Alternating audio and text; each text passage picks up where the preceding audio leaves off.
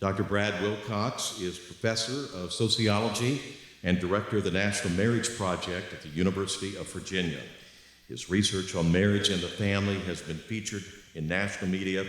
He is the author of 6 books. His topic for this opening session, Marriage and the Common Good, How the State of Our Unions Depends on the State of Our Unions. And let me assure you that he will not be providing insights on the Teamsters or AFL-CIO. Please welcome Dr. Brad Wilcox. So I'm coming actually today from Charlottesville, Virginia. It's about 1,000 miles to the east of here. And I've been really living and teaching in the shadow of Thomas Jefferson for about 20 years. And he's famous for many things, including founding my university, the University of Virginia, but also for being the primary author of the Declaration of Independence. And we know, I think, that's famous phrase, life, liberty, and the pursuit of happiness that Jefferson authored. And it articulates, I think, for us kind of 3 core values that really undergird our civilization here in America. But I think we kind of can know and appreciate that today, this civilization is in trouble.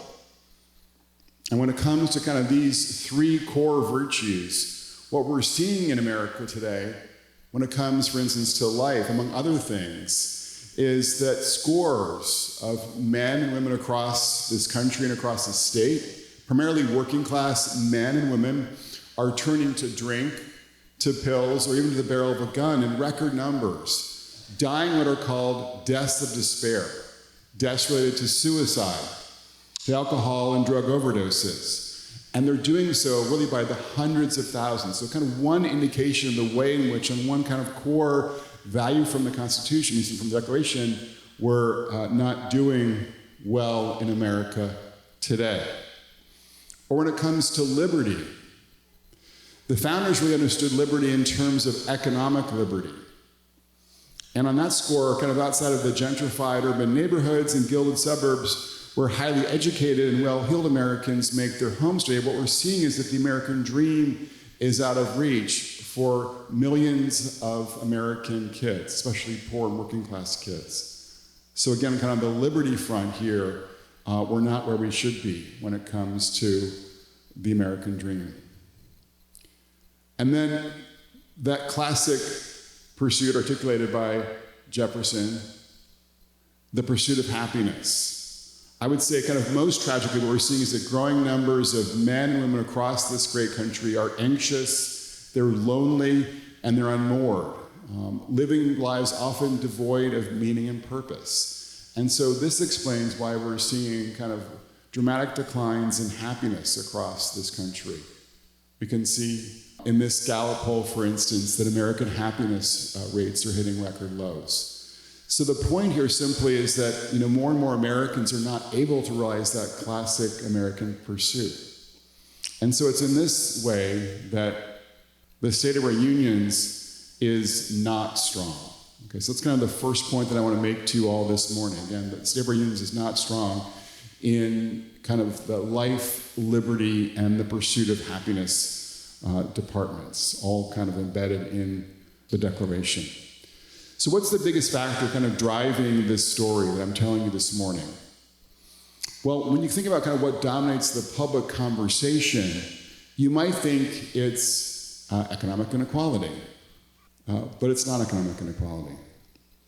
You might think it's about racism, but it's not about race. Or you might think it's about kind of failing schools across this country. But it's not about failing schools.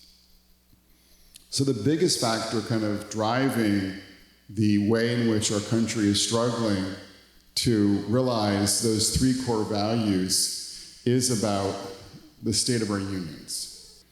And so when we look at a number of different trends across America, what we're seeing is what I call a kind of closing of the American heart, where there's less dating, there's less marriage, and there is less family formation. Take, for instance, this trend here. What we're seeing is that the marriage rates come down by about 60% in this country since 1970. This is kind of one manifestation of the closing of the American heart. And this trend actually is even more dramatic here in Illinois. We can see here that even since 1990, the marriage rate in Illinois has fallen by more than 50%. And what does that mean kind of practically? I mean, it's kind of maybe an abstract statistic that might kind of seem, significant, worrisome, troubling, but kind of what does that kind of practically mean for ordinary young adults here across the state? And what it means is that we're projecting across the country is that 1 in 3 young adults today will never marry, okay? And it's probably even higher for this state, given the fact that your marriage rate's actually lower here in Illinois than what we see in the country as a whole. So this is kind of a very kind of concrete manifestation of this closing of the American heart. And then another consequence of this closing of the American heart is that fertility, of course, is coming down across the US. And so the replacement rate in America for fertility is 2.1 babies per month on average. That's what kind of replaces the population over time. What we're seeing here is that the fertility rate's fallen to 1.6 babies per month on average. And that's, of course, well below replacement across the United States. And again, you kind of can look at these trends and see they're even more kind of consequential for your state. So the national average is about 1.6, and you're below average here with 1.5 when it comes to fertility here in the land of Lincoln. And again, though, what does that mean practically for the young adults who are here in the audience today? What's the kind of takeaway for them? Well, what we're projecting now is about 1 in 4 young adults today will never have kids. So about 25% will never become moms and dads. And again, we've kind of never seen trends like this in terms of fertility and also in terms of marriage for our country. There's so many young adults who are going to move through life without the benefit of becoming spouses and then parents as well. Now, of course, in the circles that I travel in, kind of on, weekday basis, in sociology, for instance, what I see is that there are plenty of people, in my world, in the academy, in the universities, who think all of this is kind of no problem. I'm thinking of people like Eric Klinenberg, the author of a book called Going Solo. He's an NYU sociologist. And when he was talking about kind of his work on singles, he couldn't muster a negative word about the falling fortunes of marriage and family life in America. He said this: for young professionals, it's a sign of success and a mark of distinction, a way to gain freedom and experience the anonymity that can make city life is so exhilarating. He's again talking about being single. And for someone who's recently divorced, it's a way to reassert control over your life and maybe become less lonely from his perspective again. So yes, all this is about success, it's about control, it's about freedom. These are the keys to meaning and happiness from Eric Klinenberg. But as I spoke to ordinary young adults across the country, including in the DC suburbs and the Rockies, I got a rather kind of different perception, different sense of the way in which this dramatic kind of move towards going solo is playing out in the lives of young adults across the US. I'm thinking, for instance, here of a guy that I call Scott in my book. He's in his mid-30s, and by the standards of success in today's culture, nothing should be bothering Scott, because he's got a college degree from Clemson, he has an engaging career as a military contractor, a house of his own, and a good-sized bank account as he makes more than $100,000 a year in his job. But these educational and professional accomplishments are not enough for Scott. He says, I've got degrees on my wall, I've got accomplishments and certificates, but it doesn't mean anything in the end, is what he said to me.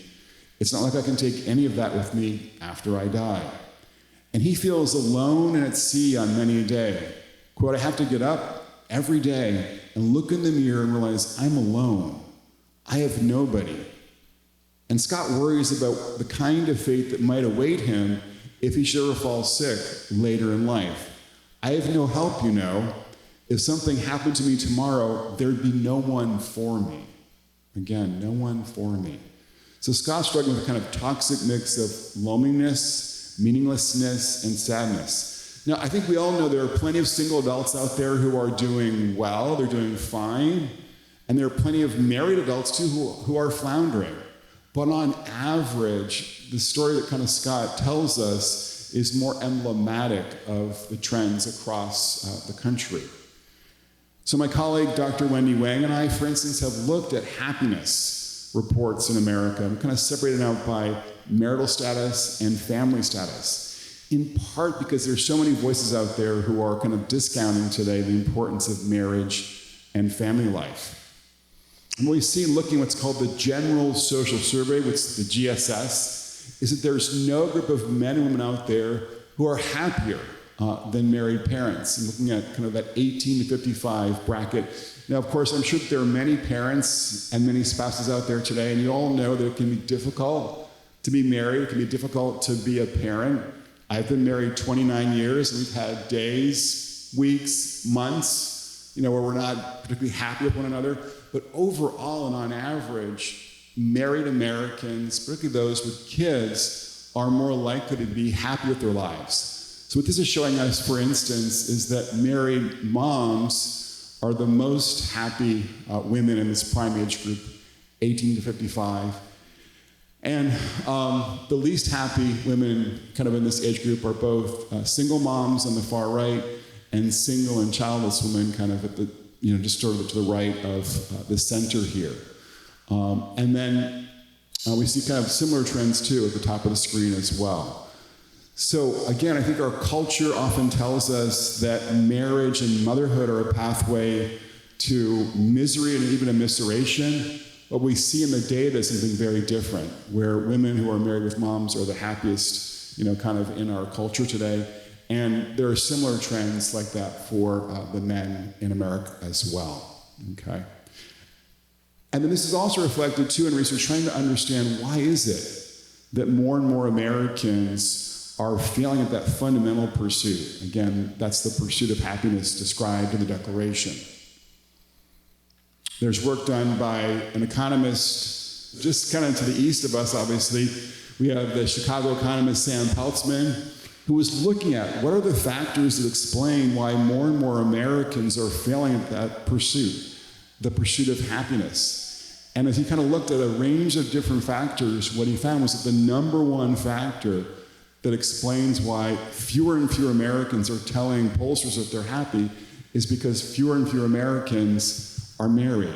In his words, the recent decline in the married share of adults can explain statistically most of the recent decline in overall happiness. Again, so this kind of gives us statistical evidence that this declining reports of happiness in America is driven in part by what's happening in our families.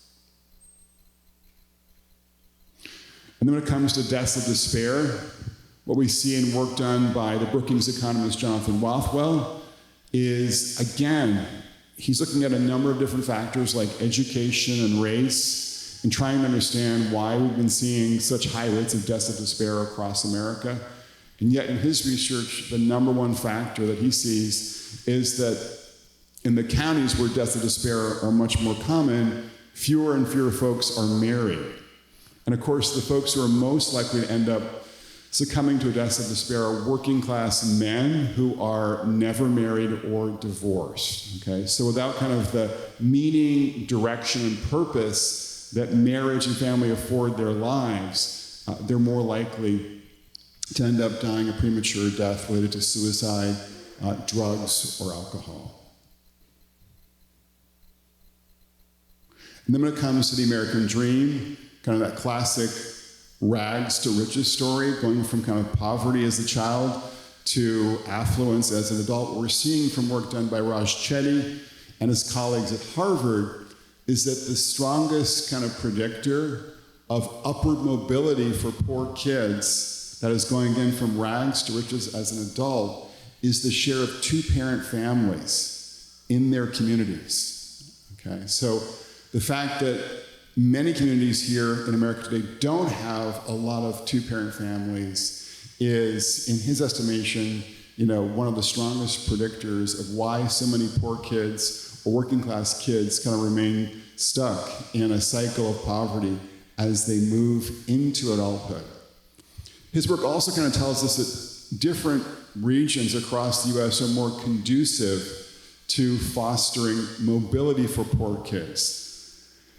So what would you guess is kind of probably the number one region, metropolitan region across the country for fostering mobility, upward mobility for poor kids based upon this research? What would your guess be? Anyone want to guess which metro area across America is most conducive to poor kids making it financially in the US today? The Northeast? So let me be more precise. If we were to name a city, metro area for a city, what would you guess is the city that has some of the highest rates of mobility? Salt Lake City. Is that you, ma'am? Yes. So, and you kind of can do the math here, right? So there is no metro area in America that has more two-parent families than the Salt Lake City metro area. And again, if you're a poor kid, you want to be kind of born and raised, in a sense, in the Salt Lake City metro area in terms of just having a real good shot at the American dream. And by contrast, kids who are raised in a metro area like Atlanta, Georgia, are much more likely to remain stuck in poverty as they move into adulthood, just because there are many more single-parent families in the Atlanta metro area than there are, obviously, in the Salt Lake City metro. So it kind of gives you a sense of how the topics we're discussing today are tied to the health of the family. So the point that I'm making here this morning for my second point is the state of our union is not strong because the state of our unions is in trouble. So given this, how did we get here? What explains why the state of our unions in America today is so fragile? Why it's not as strong as it could be? And I think part of the story is a kind of a cultural story. And the cultural story is that we're kind of living in a world where our ruling class in the media and the academy and the pop culture is articulating what I call kind of a Midas mindset. A Midas mindset that encourages us to kind of steer a path away from marriage and family and towards mammon, towards work, towards money, and towards the unencumbered life, unencumbered by the bonds of, again, marriage and children. So life is about kind of the status-seeking self, and it's really more about mammon rather than things like marriage and family. And so we see this expressed in books like Eric Klinenberg's, called Going Solo, which I touched on earlier. And he says, kind of in talking about sort of the value of living single, this. He says, living alone helps us pursue sacred modern values, individual freedom, personal control, and self-realization, whose significance endures from adolescence to our final days. It allows us to do what we want, when we want, and on our own terms. Okay, so again, there's kind of a whole set of values that he associates with going solo in life, and he deems them to be kind of, of great value. Then we also see, too, in connection with this kind of Midas mindset, this idea that work is what's most important. Again, work is what's most important. And I see this all the time at UVA, where when I talk to students about kind of the things that are important to them, it's often kind of work that's the most important thing. So Holly, for instance, a recent graduate at UVA, said this: UVA students are definitely more focused on their education, getting their career started, than getting into a serious relationship. If it happens, great. But the focus is definitely on building our own brands first. Basically, the thought process is relationships and love are a risk, but you always have your career and success to fall back on. Again, her thought is you always have your career and your success to fall back on. Okay, so again, the Midas mindset, it's about self and career and status, rather than kind of investing in love and marriage and family. And this Midas mindset is reflected over and over again in polls that we see coming from the Pew Research Group in Washington, D.C. What they're showing us is that Americans now are telling pollsters that things like money and education, especially having a good job, are much more reliable paths to living a fulfilling life than marriage and kids are. Again, so kind of a good example here of this Midas mindset in action in this Pew poll. So this is part of the challenge, I think, facing us. There's kind of like this Midas mindset that's now kind of driving the hearts and minds of 2 million young adults across the country. And it kind of minimizes their motivation to really engage on the family front when it comes to dating and marriage and family life, to be more intentional about trying to find a spouse, get started with having a family. There's also kind of a technological story here playing out as well that's making dating and marriage and family life more difficult. And what am I thinking of right now when it comes to the technological story? So smartphones is kind of a big part of the story here, yes. And I talk about this in terms of kind of how we are addicted to electronic opiates. And smartphones would be kind of one example of that. But certainly I think for a lot of teenage boys and young men, you could think about kind of the role of gaming also. And so what we're seeing obviously with this technology is that it's degrading our capacity to socialize with people. And of course then to also date as well. So we see in work done by Jean Twenge, a psychologist in California, that dating is down in America, and pretty markedly so in recent years. So it's obviously pretty hard to get married and have a family if you're not really kind of dating. This is just for teens, but kind of the story is much the same for young adults more generally. We're also seeing too that as a consequence of this technological shift, that anxiety among particularly younger women and political polarization between the sexes is also more and more common today. So young women in general are moving pretty hard to the left in recent years, really since the rise of social media and the smartphone. And young men are moving a little bit to the right as well. And that just makes it harder for them ideologically to kind of see things eye to eye, which of course is also another obstacle for getting together, dating, and then marrying successfully. And what's striking too about this particular technological problem is it's really a global problem. What we're seeing now in the data is that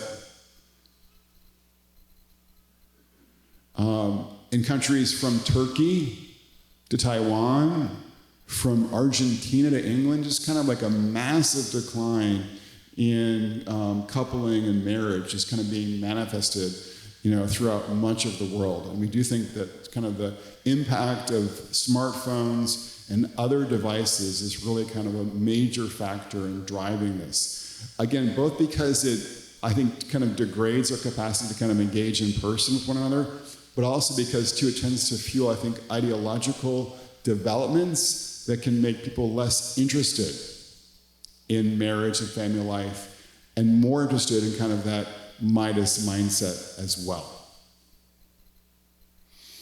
And then the next topic here is one that just already came up in my conversations outside and in the lobby this morning, and that is the fact that when I speak to women on both the left and the right, both religious and secular, including my female students at the University of Virginia, they're often lamenting or complaining that kind of the men or the boys in their lives don't seem to be kind of really agentic. They don't seem to have like a real kind of purpose. They're not as interested in commitment.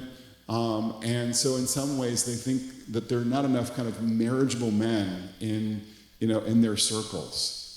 And this was articulated by a New York Times writer, for instance, not too long ago, and she was kind of critiquing my own book, which is called Get Married, from the perspective of how do you get married today if there aren't enough guys who are kind of interested and worthy of marriage. So in her own terms, Anna Sussman said this. She says, harping on people to marry from high up in the ivory tower fails to engage with the reality on the ground that heterosexual men from many walks of life confront the state of men today. And so in terms of kind of the more concrete indicators that we see today is that in our schools, boys are much more likely to be floundering. So for instance, about 2/3 of the worst performing high school students in our high schools across America are boys. About 2/3 of our best performing students are girls. When it comes to our colleges, almost 60% of the kids in our colleges today are women. Only about 41% right now are male. And then we're also seeing too, when it comes to patterns in the labor force, that a growing share of men are not working or not working full time. This figure kind of just gives you a sense of this story. Kind of you can see here kind of a rising share of men are not working in this particular figure. It's particularly true for men who don't have a college degree in red here. And then when you kind of look at the full-time story, what you see is that today, 1 in 4 guys in their prime who don't have a college degree are not working full-time. And that matters because today, even in 2025, we still see that women are much more likely to marry a guy with a full-time job. And they're also much more likely to stay married to a guy who's got a full-time job. And that's in part kind of driving this next figure, which is that we can see here that women who don't have a college degree here in blue are a lot less likely to be married today than their female peers who do have a college degree. And that's in large part because the men in their social circles are way less likely to be employed full-time. And that's kind of one of the big obstacles for them to getting married in the first place and then staying married in the second place. So again, kind of a third factor here that I think is driving our kind of State of the Union today in America is just the fact that there aren't enough men who are marriageable. And then the fourth thing that I'll mention this morning is just kind of the secular turn that America has taken really in the last now 55 years, I would say. And I think everyone here kind of has some either intuitive or empirical sense of this secular turn that we've seen play out in American life in recent decades. It's manifested here in part with the rise of the nuns, obviously not N-U-N-S, but the N-O-N-E-S's in American life today, where more and more Americans are saying they're not, religious. They're atheists, or they're agnostics, or they're nothing in particular. Going from just 16% in 2007 to 28% in 2023. And it would have been, of course, even lower if we kind of were able to take this particular figure back into the 70s and 60s and, of course, the 50s as well. Okay. Now, why does this matter for marriage and family in America? Why is it consequential that fewer Americans are finding themselves in a congregation like this one on any given Sunday? Well, part of the story comes out in my book. I talked to an African-American couple in the DC suburbs, Martin and Kimberly, and their kind of experience is emblematic of some of the ways in which we see faith reinforcing stronger families across America. Martin mentioned to me, for instance, that when he's on the internet, checking out his favorite news and music site, he's careful. Quite, it's one of those things where, the Bible is very clear about fleeing temptation, he said, adding, so yeah, certain sites I won't go on. So kind of protecting kind of the integrity of his marriage in that way. He also mentioned, too, that he kind of checks in regularly with his pastor about keeping his marriage and sort of fatherhood role strong. And then for his wife, Kimberly, she mentioned that she was sexually abused as a child, but through kind of the power of prayer, has been able to kind of work through that. And that's been very helpful for her and her marriage. She said, but that's how prayer enters, because it had some stuff happen prior to us that made having sex challenging for me. I'm like, okay, God, you're only going to heal me. Only God can really, truly heal this. So now this married couple with 4 kids is flourishing again in the DC suburbs. in part through kind of the power of prayer and the power of being integrated into a church community, kind of like this one that we're meeting in today. And then empirically, what we can see here is that Americans who attend church together are about 15 percentage points more likely to be happily married, as this figure here indicates. And then also, they're, depending upon the data set, between about 50% less likely to get divorced and 30% less likely to get divorced. So this figure here is kind of showing us that this is a very large survey of American women by Tyler Vanderweel at Harvard, just kind of telling us that women who regularly attend church are almost 50% less likely to get divorced than their female peers who don't attend church. And some of you may have heard, now it's probably 2 decades ago, that Barna had done a survey indicating that Christians were just as likely to get divorced as non-Christians. That survey was accurate, but they were just kind of measuring on the basis of self-ID as like a born-again Christian.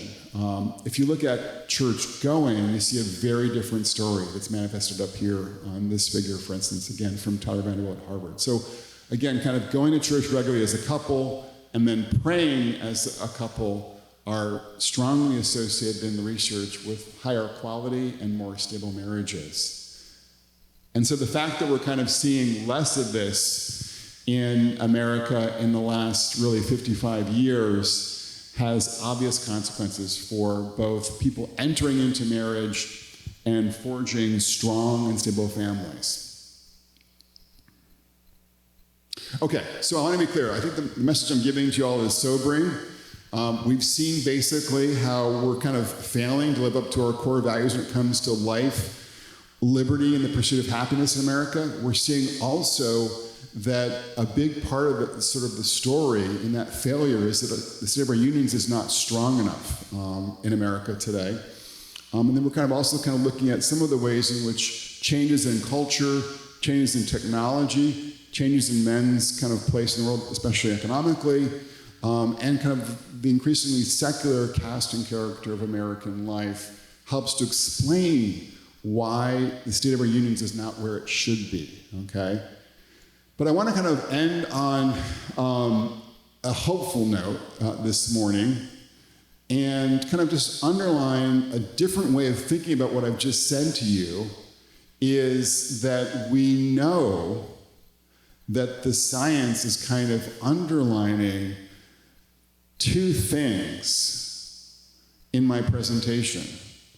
And one of those things is that forging a strong and stable family is, for most of us, kind of one of the best pathways towards realizing that classic American pursuit, the pursuit of happiness, okay? So we kind of need to be able to understand and appreciate that and share that, that reality with our friends and our family and our local communities and even the state at large. Then we're also kind of seeing in the data that there is no group of kind of happier husbands and wives across America than which group? So I'm saying a subset of married folks, among the marrieds, who is doing the best in their marriages in America? Religious families as well, right? So I'm just saying part of the good news that I'm also conveying to you kind of subtly in my presentation, amidst the larger sobering news, is that we're seeing from a scientific perspective, again, that folks who are getting married, having kids, and are living their lives in the context of religious community are much more likely to be flourishing in America today. So we need to kind of share this good news and do it in a couple of ways, by spotlighting the cultural value of marriage, and Scott's going to be doing that in the next presentation with this discussion of the success sequence in part, by trying to figure out both in our personal lives but also in public policy how to rein in the kind of power of big tech, so that our kids are not kind of having their hearts and minds captured by both social media and by gaming. We need to figure out ways to kind of bridge the gender gap by kind of lifting up the fortunes of our boys and men, both in our schools and then in our broader culture and our economy. And then kind of figuring out ways to strengthen marriage and family ministry. I'm sure this church is an exception. What we see is that more than 70% of churches across America have no organized marriage and family ministries. That's obviously, they're not kind of like doing the best they could be on this score to serve their congregations. And then the final thing we need to do, I think, to kind of turn a corner here is to encourage more young adults to date. And I'll give you just kind of one example of how I've done this in my own work as a professor. So I had an RA 2 years ago, and I was talking to him one afternoon, and I was kind of asking him about his plans professionally. He kind of gave me a very detailed plan of the next 10 years. I think he was about 21 at this point. He was going to work for about 3 years, then go to grad school for 2 years, and then work, here. Kind of very clear pathway kind of mapped out for him. And then I asked him, well, Kyle, would you like to get married? And big nod, yeah, I'd like to get married. Well, Kyle, are you dating anyone right now? No. I'm like, well, what's the plan for getting married? And just kind of complete silence, right? He had no plan to kind of go from being single as a 21-year-old guy, great guy, smart, hardworking, church-going, to being married, okay? And so he just needed an encouragement, which I gave him to kind of go out there and ask him out on a date, which he did, and was happy to see Kyle and young women from our own church community kind of circulating on Sundays after church in the wake of this. But the point is that we kind of need to encourage our young adults to be much more kind of intentional and active when it comes to dating, kind of given many of the larger challenges that we're talking about this morning that confront them, okay? So these are the kinds of things, these are the kinds of steps that we need to take to revive the fortunes of marriage and family life, recognizing that, at least kind of from a civilizational perspective for our country, nothing could be more important than taking steps like this, because equipping men and women to embrace the vocation to marriage and family life and preparing the next generation to do likewise is the best path to reviving that most important American pursuit, which is the pursuit of happiness. So I'm happy now to take any questions you might have about this talk or about the book more generally. I think we're just going to take a couple questions from the pulpit here. Let me ask you this. You say we have to encourage dating. Well, what's your definition of dating these days? Is it in a group setting, over the phone, or what? So I think there's certainly kind of general, social gatherings that, can take place like this one, dances, volunteer work that kind of can throw young adults together and kind of give them an opportunity to get to know one another. But I wouldn't say that's dating. Dating would be just taking someone out, to a movie, to dinner, to go to, downtown Chicago and take in, like the aquarium. These would be kind of the things that I would think of as dates, A way to get to know people. You mentioned public policy. So let me ask you this. What steps could the new administration take that would encourage people to get married and to have families? So I think the Trump administration could do a couple of things to make family formation both more accessible and more appealing for American young adults. The first would be to kind of do more funding of things like the Success Sequence when it comes to relationship education, grant making across America. The second thing would be to kind of expand the child tax credit that would go, and I'm hoping that would go to kind of working and middle class families especially. The third thing that they could do would be to eliminate what's called the marriage penalty that we see in means-tested programs like Medicaid and food stamps. I've spoken to a number of working-class couples, for instance, who tell me that they're not married because if they were to marry, they'd lose access to Medicaid. So what happens in the cases where I've talked to folks is that mom is on Medicaid and the first or second kids are on Medicaid as well.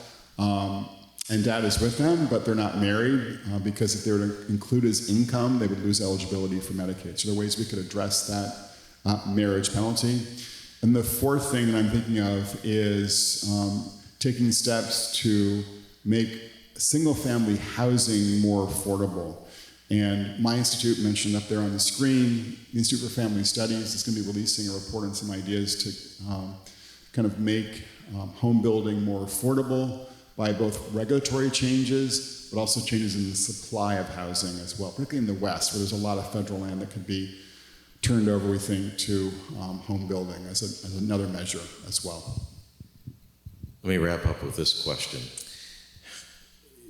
You talked about the church, but I think a lot of pastors are reluctant to talk about marriage and families because sitting in their congregation are a lot of single moms or kids who've grown up in broken homes. And you have pastors who even refuse now to hold a wedding ceremony in their church building. So, what about that?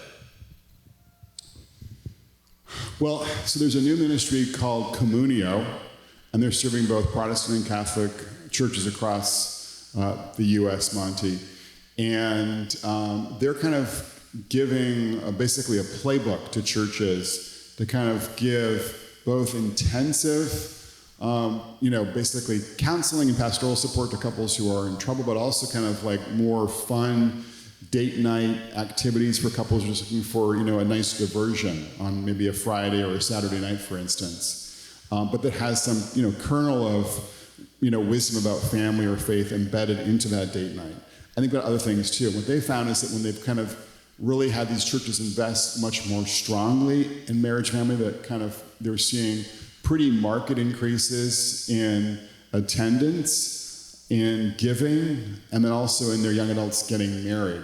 So I think what I would say is that, for pastors and priests who are thinking about, the advisability of kind of, taking this step, which is to kind of invest more heavily in marriage and family, that, it looks like at least for most churches, kind of doing this reaps real practical returns on that investment.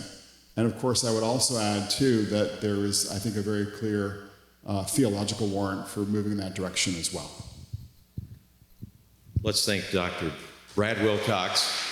Dr. Wilcox will be back around 1 o'clock this afternoon.